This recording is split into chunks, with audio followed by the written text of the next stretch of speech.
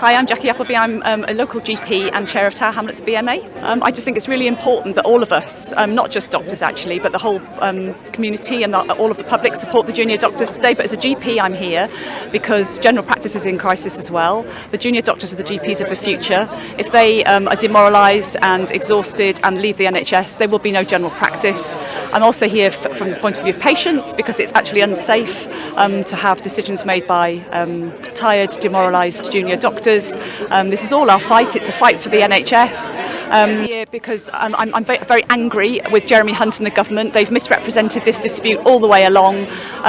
Junior doctor, he said all the way along, very, very quietly, that he's not going to increase the pay bill for junior doctors, and yet he's saying he's giving them a pay rise. And to me, that's elementary maths, and it doesn't add up.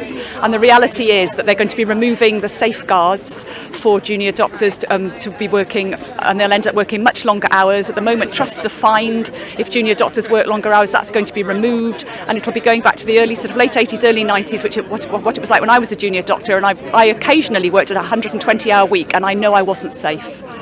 How do you think most GPs will be looking at today's action? I mean, I actually sit on the GPC as well, and I know that most GPs are behind the junior doctors. We all know the conditions under which they work, and we all know the government are disingenuous at best. And we passed a motion at the GPC in November unanimously in support of junior doctors' action. The government says that today's action puts patients at risk. How do you think doctors should respond to that? I think that doctors should quite firmly say to the government, to Jeremy Hunt and the government, that their actions are putting patients at risk. They've been cutting the NHS and privatising it relentlessly for years and years and years.